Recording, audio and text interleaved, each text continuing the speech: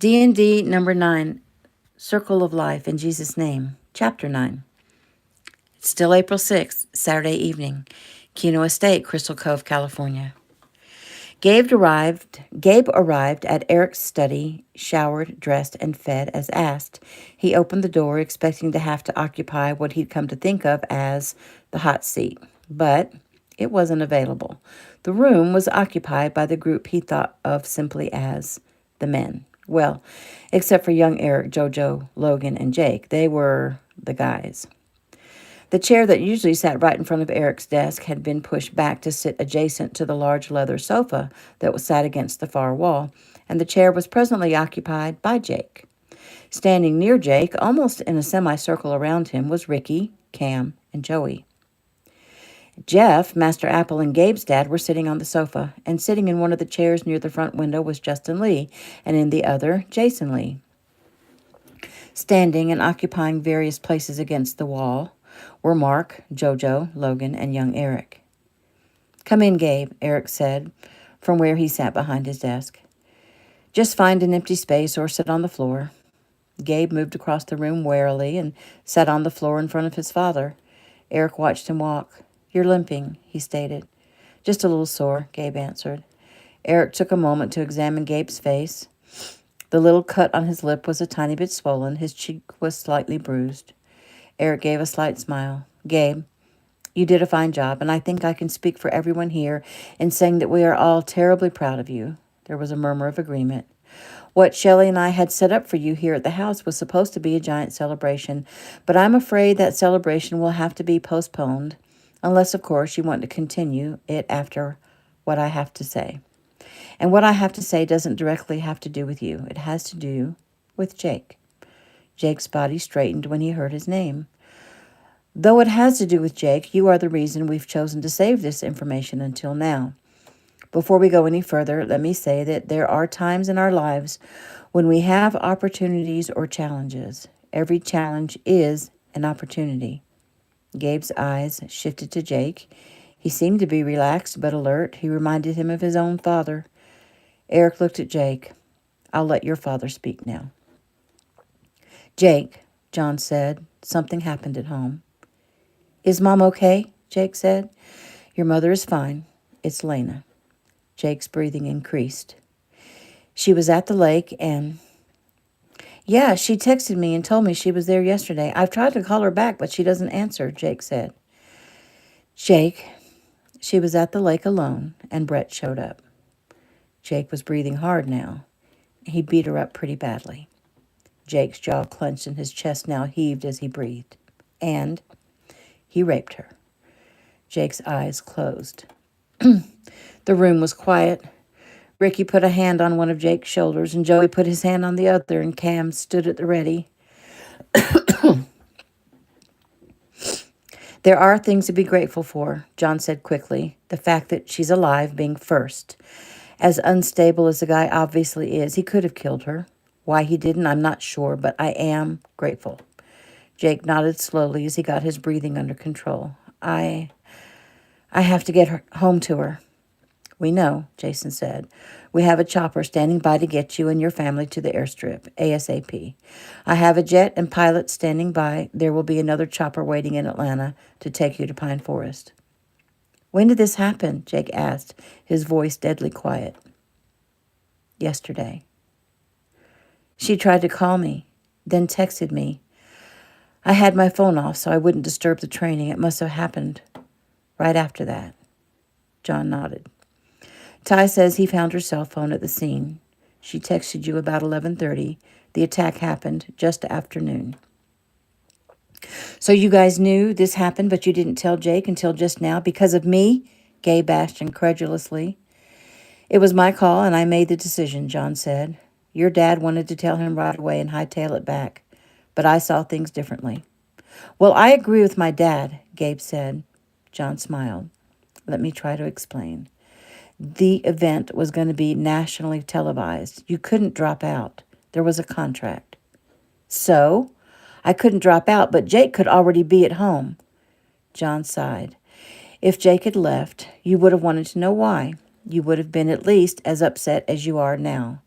What you were facing was difficult enough. How do you think you would have done with your mind all over the place? Who cares? Gabe shot back.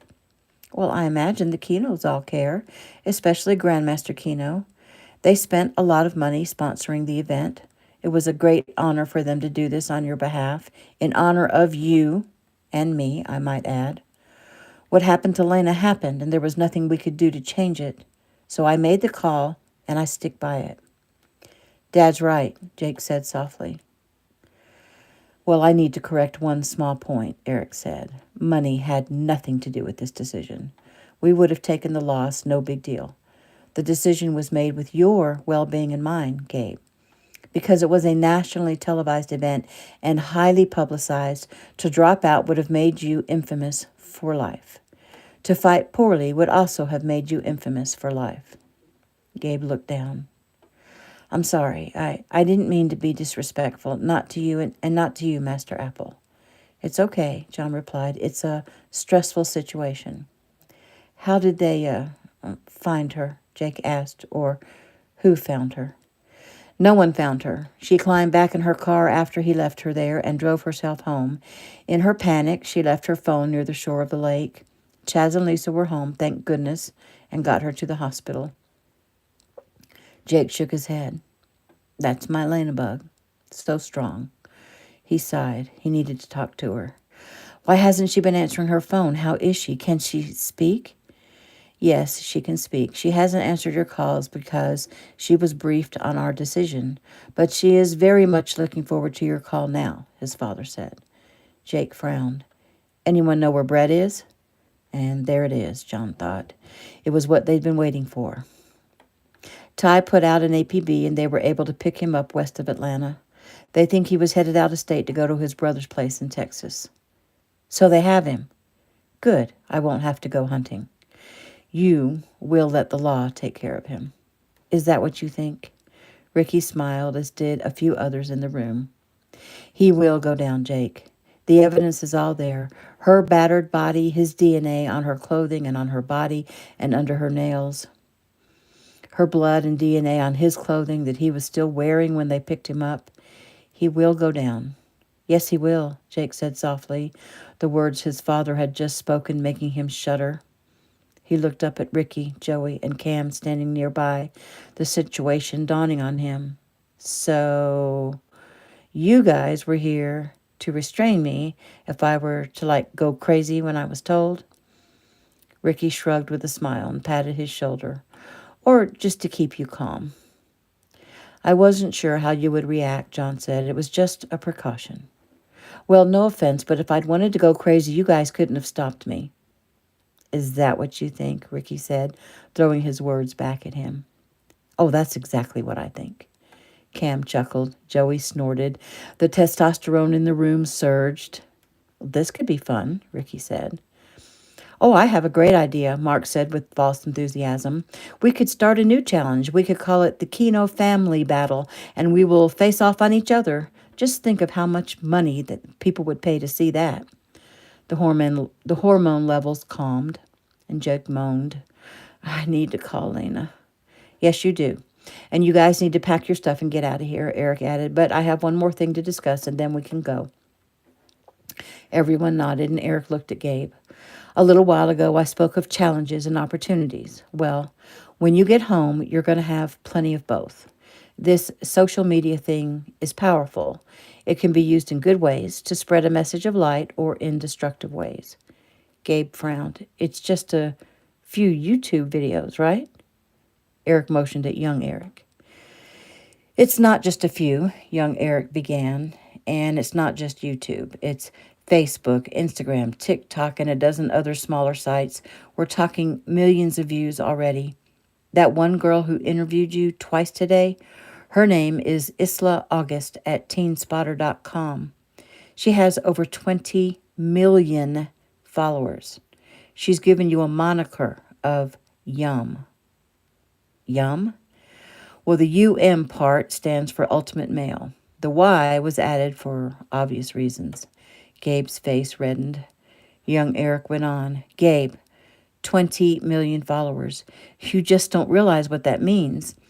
The power she wields is strong. So that means is your life is about to change. It could be cool, it could be rough. You have to play it well. I know firsthand. Coming from a famous family with my dad and my mom and my Aunt Jeffy, it isn't a bed of roses. What's so hard? Well, you never know who wants to be your friend. It is either because they're a friend, because they're your friend, or because you're famous. Maybe they genuinely like you, or maybe they only like you because they believe everything they've read about you. And once you're famous, and you are, bro, the things people write about you and say about you get further and further from the truth. And people will want to use you all the time to make a buck.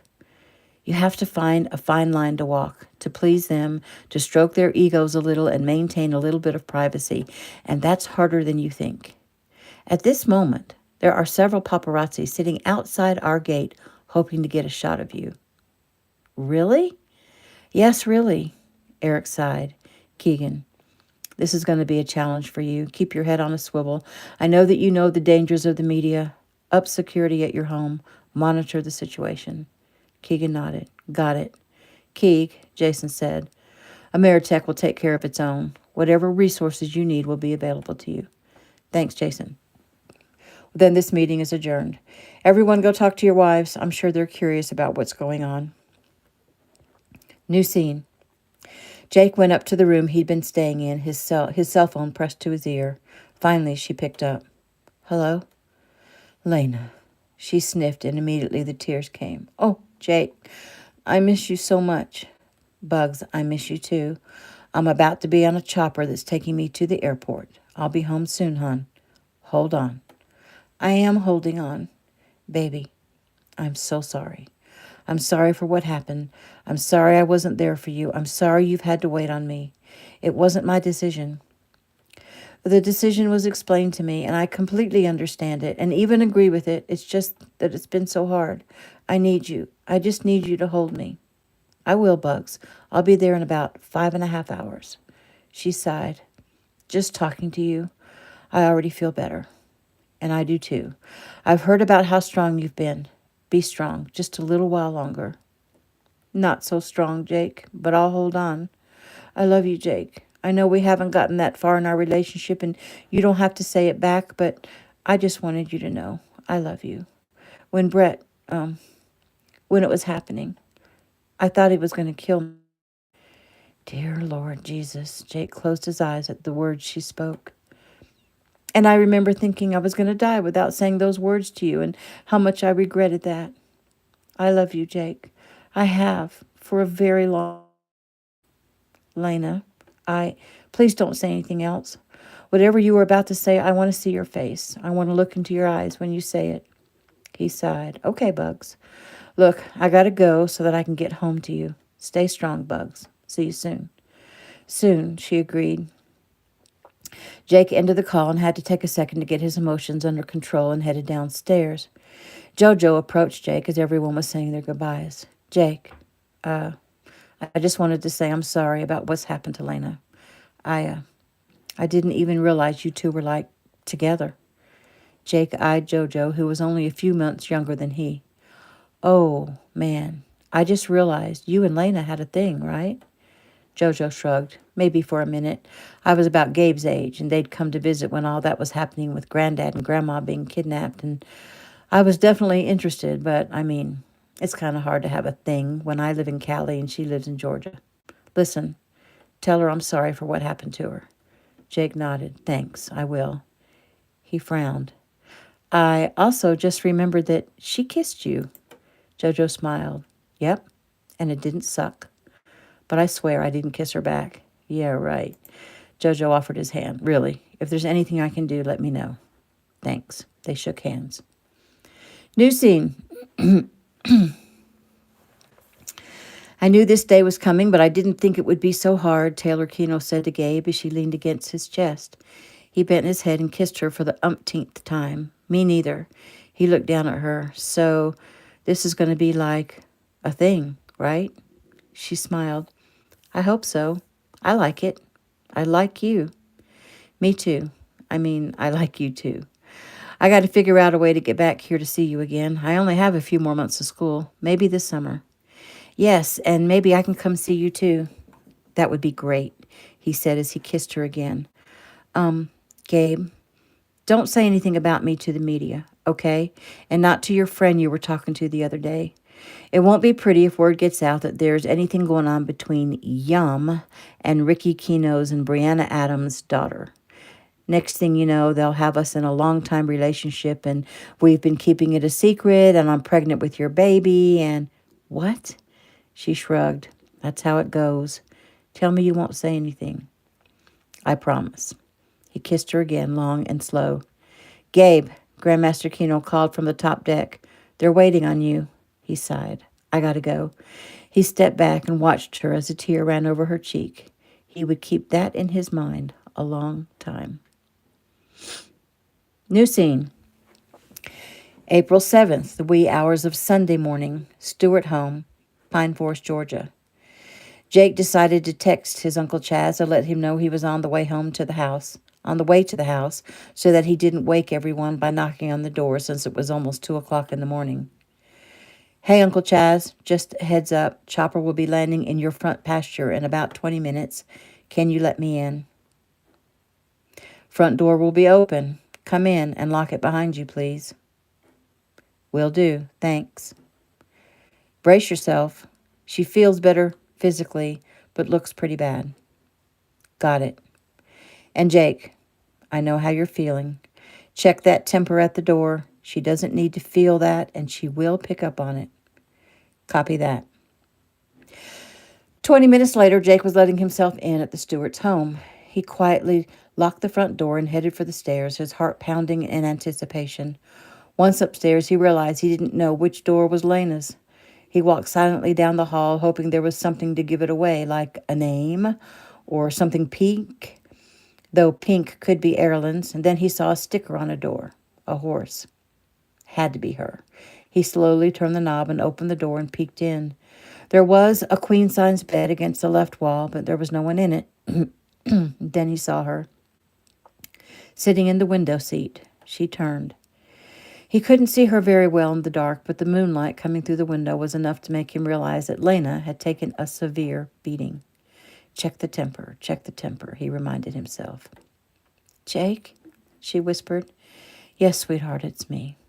She stood as he crossed the room, and once he got to her, he was afraid of being rough and accidentally hurting her, so he very gently wrapped his arms around her. She laid her head on his chest and totally broke down. They stood there a long time while she cried, and when it appeared she wasn't going to be done any time soon, he lifted her and carried her to bed. He laid her down and got in bed right behind her and covered them both up. She turned into him. Oh, Jake, I'm so glad you're here. Me too, Bugs. Me too. You just go ahead and cry as much as you want. I'm here, and I'm not going anywhere. You promise? Promise. He held her, kissed her forehead, stroked her back, and whispered to her until she fell asleep. New scene. April 7th. Still. Wee hours of Sunday morning still. Tanner home. Pine Forest, Georgia. You need to get some sleep, Keegan told Gabe as they came in the house. I slept on the plane. You need to get some more sleep. Gabe nodded. Yes, sir. I'll go up and try. Gabe grabbed his luggage and headed for the stairs, then turned and grabbed his father's too. I'll just drop this by your door. Thank you. No prob. Keegan watched his strong son as he carried 4 bags upstairs. Was it his imagination or had his son changed? Maybe he was just tired. He'd been through a difficult week, but really nothing traumatic. Though traumatic to Gabe and traumatic to himself were 2 completely different things. Keegan had been to war. He'd not only killed, but violently killed, and he'd been tortured. He'd made it through it all, but Gabe was an innocent. The most violence he'd ever experienced was a fight on the pitcher's mound or a hard hit on a QB. And now, the mini-mark tournament. But he did see Jeff's injuries. Maybe that got to him. Or maybe it was just that he'd had to push himself further than he'd ever been. Keegan decided he needed to take some time to have a heart-to-heart with his son. He'd deal with it quickly, because that's how he rolled. He'd also deal with home security quickly, because the last thing he wanted was a bunch of media people hanging around. He didn't care whether they were pros or amateurs. They were at least a nuisance and at worst, dangerous. Keegan shook his head. The ultimate male. He couldn't hold back a small smile. His son being labeled the ultimate male, well, there were a lot worse things he could be called. New scene. April 7th, Sunday morning, Stewart home, Pine Forest, Georgia.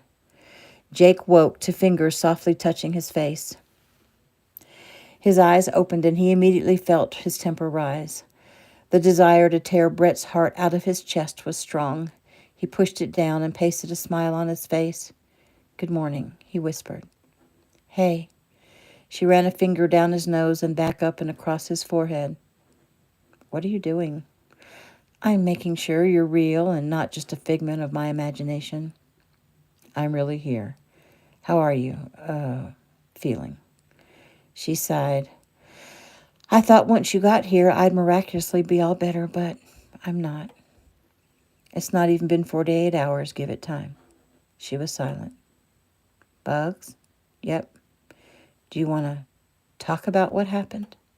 I'm not sure. He stayed silently. I was so stupidly scared. Of course you were. Why is that stupid? She shrugged. It's not like me. I'm usually not afraid of anything. I hate that he was able to scare me. I hate it, she repeated as her throat clogged with emotion. Jake wasn't sure what to say to that and was realizing he was way out of his league. He needed to speak with his parents. He ran his hand over her face and down her arm and said the first thing that came to his mind.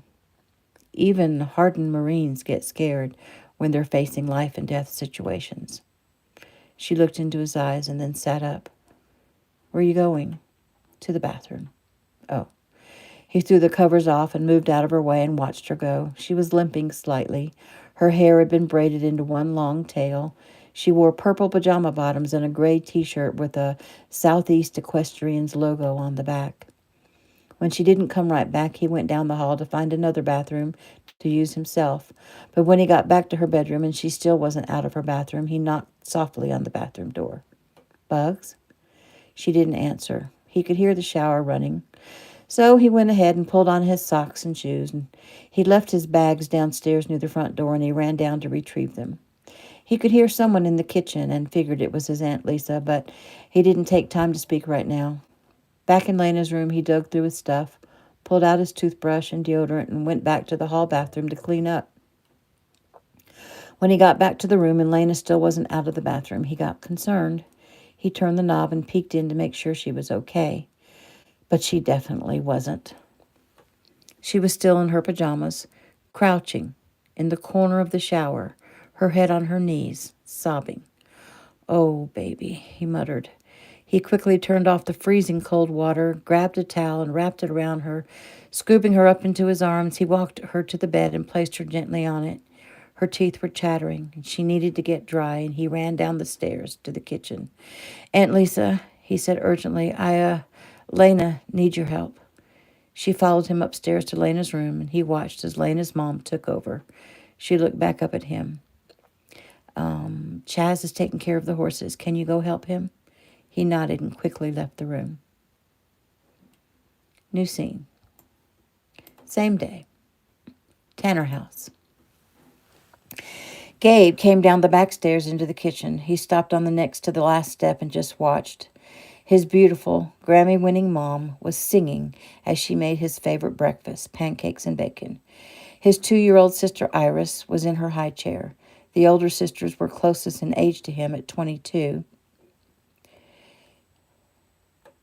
Daisy and Lily were chatting as they set the table, but looked up when they realized he was there. And there he is, our star, Lily sang. Lizzie turned from the stove and smiled up at her only son. Gabriel. He came to her and hugged her tight. Hey, Mom. She touched his bruised cheek. I thought you'd want to sleep in. It smells too good in here to sleep, he said with a smile. Besides, I'm going to church with you guys. Are you sure? It won't be wrong for you to take a day off and stay home and rest. He shook his head. God's been so good to me. A little praise is the least I can do. Who is this kid and what have you done with my brother? Lily said as she came to hug him. Gabe smiled broadly at her. I love you too, sis. He turned to Daisy, who had become the quiet one. And you too, Daisy.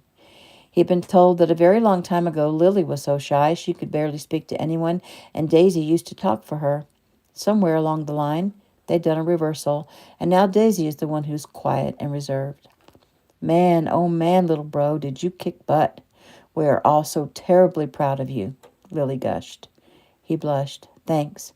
Did Heather or Rose or Violet get to watch? Rose and Violet are here. They're just being lazy. And yeah, they watched. I thought Rose was going to throw something through the TV when that happened, Lily said, pointing to his cheek. Gabe smiled and touched his cheek, remembering the impact. It's the hardest he'd ever been hit. He looked up. And Heather? Yep, she and a bunch of her friends all watched it together at her apartment. She called home several times during the match to make comments. She's very proud of you. He smiled. Cool. He walked over to his baby sister. Hello there, my little flower, he said as he nuzzled her cheek. I missed you. She reached up, her eyes twinkling. Gabe, I want down. Oh, no, you little rascal. You stay there and I'll sit next to you and let's eat up all the yummy pancakes, okay? She giggled and agreed. He looked up. I can't believe Dad is still asleep. Lizzie laughed. Why would you think that? Is he ever still asleep? Well, then, where is he? He should be back any minute. He was walking the perimeter of the property, trying to figure out where to put security cameras and build fences and even walls, maybe. You're kidding. Does he really think we're going to have trouble? He's not sure, but he doesn't take safety for granted when it comes to his family. You know that. Gabe, Daisy said, you know you're trending, right? I know I was yesterday. Lily shook her head. No, you are today, and you're going to be, for a while at least. I'm not even sure you want to see what's going on. Lizzie turned. No, he doesn't.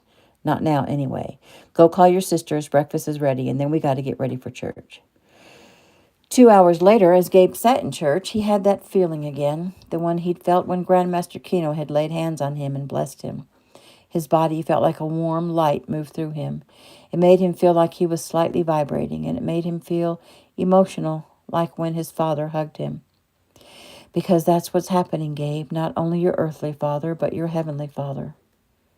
It was a thought in his mind, but almost felt like it came from somewhere outside of his mind. It was almost as if he'd heard those words being spoken. He swallowed hard and tried to calm his emotions. Because that's what's happening, Gabe. Only not your earthly father, but your heavenly Father. As he sat there, a couple of girls from his Sunday school class came up and sat next to him. He couldn't remember their names. There wasn't much room in the pew because his family was large, but the girls forced him to move over so they could slide in next to him. The one closest leaned over and whispered in his ear, Hey, Gabe, we saw you fight yesterday. You were so good. I told some of my Einlon friends that you and I went to church together, but they didn't believe me. He frowned down at her. The girl on the other side of the one who spoke had her phone out. So, if you don't mind, the first girl continued to whisper, we're going to take a quick pic to prove it. He turned toward them. Actually, I do, click. The girl giggled. Oh, thank you so much. Hey, maybe we can get together sometime. I know, maybe I'll come watch one of your baseball games. You go to Pine Forest, right? I go to Upton. I think we play you guys in football. Anyway, we better go back to our seats before we make a scene. Bye. He watched them walk away, then turned his head to see his parents and sisters looking at him. His sisters were smiling. His mother looked concerned. His father was frowning. Well, he'd been warned, hadn't he? New scene. Same day. Pine Forest Country Inn. Dad, do you have a minute to talk? Jake asked. John Apple looked at his watch. I have a few minutes. How's Lena? Well, that's what I wanted to talk to you about. I don't think she's doing very well at all. Jake went on to describe the things Lena had confided in him, and then how he found her in the shower. John listened intently, nodding his head at times in understanding. I feel like I'm over my head. I don't know what to say to help her, and I'm afraid that anything I say will send her over the edge. Well, son, first, you don't have to say anything. What I mean is, many times women want to tell us how they're feeling about something, but they're not asking us to fix the problem. They just want us to know or understand the problem. So, just listen. And don't let whatever she says upset you or make you mad. She needs you to be her rock, a calm source of strength. No judging, no opinion. She just wants to know that you understand. And as far as you saying something that might send her over the edge, that's not a bad thing. If it does, it does. If it does, then that means that she needed to the release. If you're washing a glass, you have to fill it to overflowing, right? Jake nodded. That makes sense. Just be there for her. Listen, encourage her to talk about it, and when the time is right, I'd be happy to practice some EFT on her. Jake thought about the emotional freedom technique his father practiced. It was a kind of acupressure energy alignment technique that was being used to help veterans with PTSD, except you tap on places instead of press. Grimacing, he shook his head. I don't think Lena would be open to that. She's kind of hard-headed. John smiled. You'd be surprised how many You'd be surprised how, when people are suffering, they're willing to try anything to make the pain stop. Besides, her father would help convince her since EFT pretty much saved his life. That and God, and of course, Lisa. You've done EFT on Uncle Chaz? For what? If he wants you to know, he'll have to tell you himself. Jake nodded. Well, I know you're tired, but you've barely spent any time with your mom, and she really needs to hug her little boy if you don't mind. He smiled. I don't ever mind being hugged by my mom. Good, she's in her office. Headed there now. You're a good kid, Jake. You're a good dad, Dad. Same day, Sunday afternoon, Stewart Ranch. It felt good to be back on a horse. She wasn't really riding the horse, since she sat on Santana in front of Jake, and he was very slowly walking him across the west pasture toward the back gate that opened into the woods. Still, it felt good to feel the movement of the powerful animal beneath her, to feel the strength of Jake's arms around her waist, to lean back and rest against the muscular chest behind her and feel his chin rest on the top of her head. I noticed you limping this morning. What's hurt? Your ankle? Jake asked. No, I think I pulled a muscle in my thigh. I tried to kick him. I connected a few times, but he grabbed my legs and... She stopped. She couldn't bear to say the words to describe how he got her into the position he wanted. Her body shuddered. It's okay. You don't have to talk about it. Jake tried hard to not show the anger. What was he going to do? Vengeance is mine, saith the Lord, but Jake desperately wanted to kill this guy. He didn't just want to kill him. He wanted to torture him. He wanted to hurt him so bad that he broke down and cried and begged him to stop. He wanted to castrate him. This need for revenge was not a good feeling. It was making him feel like a caged animal. He took a deep breath and tried to let it go. He leaned forward once they reached the gate. You want to get down for a few minutes? She nodded. He dismounted and she slid down into his arms. Behave, he said to Santana, then took Lena's hand and walked slowly with her through the gate and into the trees. They stopped in a peaceful area where the creek bubbled prettily over the rocks. She sat down cross-legged and he sat in front of her. His eyes moved over her bruised and swollen face and then lower. There were scratches on her neck. He could see a dark bruise where the first button on her shirt was undone. He reached up and opened the material a tiny bit. It looked like she'd been in a car accident. His eyes moved back to hers. She'd been watching him as he'd looked her over. I'm sorry, he said. I was just wondering how many injuries there are and how long it will take to heal. Her eyes welled with tears, but almost immediately changed to fire. She reached up and unbuttoned 2 more of the buttons of her shirt. This looks bad, right? It looks like I've been hit in the chest with a cannonball. But it doesn't look nearly as bad as the insides of my thighs. Oh, and you should see my arms. But don't worry. In a few weeks, you'll barely be able to tell. His brow wrinkled. Did she think he was worried about how she looks? Bugs, I didn't mean it like that. I was just trying to determine the extent of your injuries and how long you'll be uncomfortable. Because it's killing me to see you so banged up and so ill at ease, that's all. Oh, well, I'm sorry that it's so hard on you. Do you know why it's so hard on me? He countered. Because when someone you love is suffering, you suffer too. The fire in her eyes died, and She stared at him for several moments. When someone you love? Yeah. You wouldn't let me say it the other night on the phone. You said you wanted to see my eyes. Well, look at me. He pointed toward his eyes. I love you, Lena Bug. I love you and don't freaking know what to do about it. I love you enough to want to kill a guy. I love you enough to stay here. No. No. No, you can't stop being a Marine. It's who you are. It's one of the parts of you that I love. This guy, this man who feels it's his calling to step up and be a warrior, to serve others, to protect those who can't protect themselves. I love everything about you and everything you are, so no, you can't change who you are for me. Why would you even think about doing that? Because I would miss you? Because I'll be sad when you're not home? Well, that just shows that I'm perfect for you. Because I'm strong enough to wait for you when you have to leave and to be here for you when you come back. Her words surprised both of them. He closed his eyes and opened them and put his hands on either side of her face. That right there, everything that you just said, is why I love you. She placed her hands on his. I'd kiss you right now if I thought it wouldn't cause you pain. She smiled. He tilted her head forward and kissed her forehead. Do you think we're too young to know what real love is? She asked. He sighed and shrugged. Maybe. But I'm old enough to make the decision to give my life in the service of others, so I'm going to go with no, I'm not too young to know what love is. I've loved you for so long. It almost feels like it was meant to be since before we were born. Jake looked deep into her eyes. I think I like the sound of that. Same day, April 7th, Sunday evening, Keno Estate, Crystal Cove, California. Eric glanced at his phone before he picked up. Hello there, Jake. Hello, Grandmaster Keno. I hope I'm not disturbing you, sir. Not at all. I was actually expecting a call from you. Really? That's interesting. I imagine you're calling about Milena and how you might be able to help her. Yes, sir. That is exactly why I'm calling.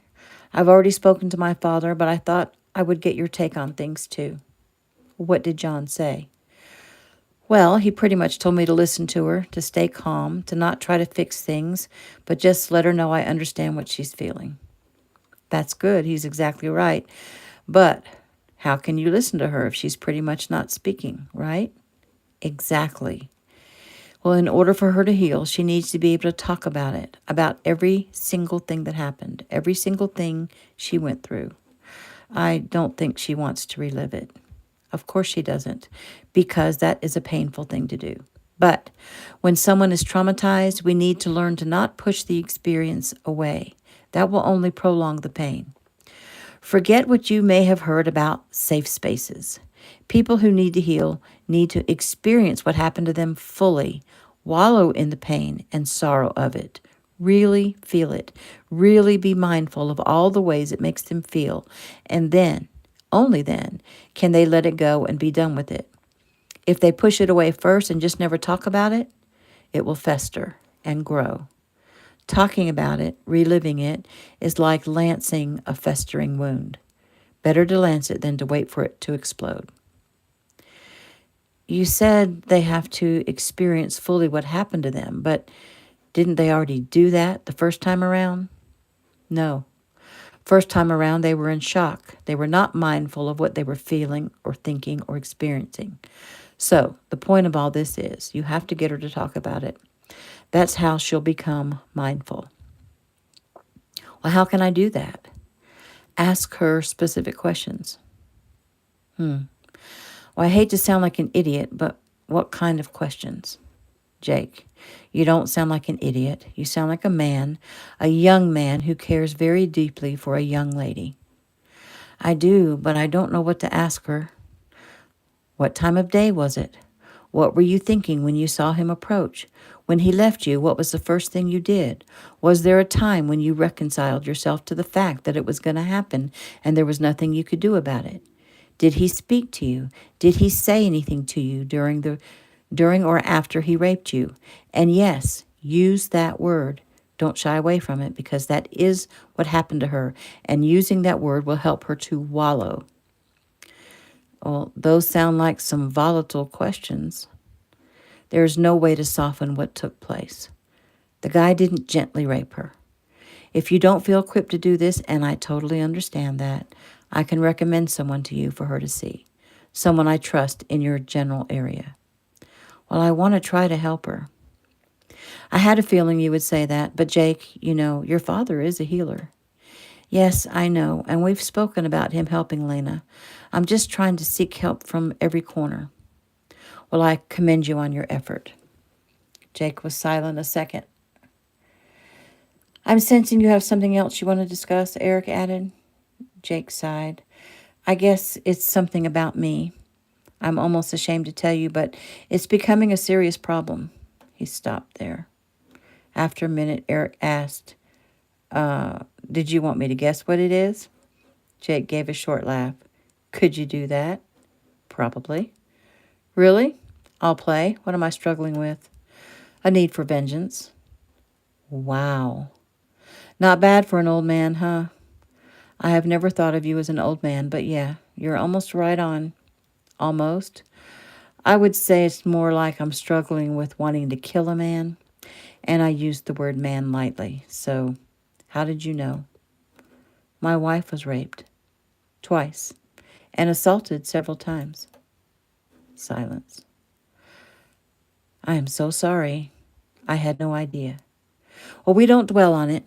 My Shelley girl learned that we are only victims if we allow ourselves to be, and she had a hard time getting over it the first time.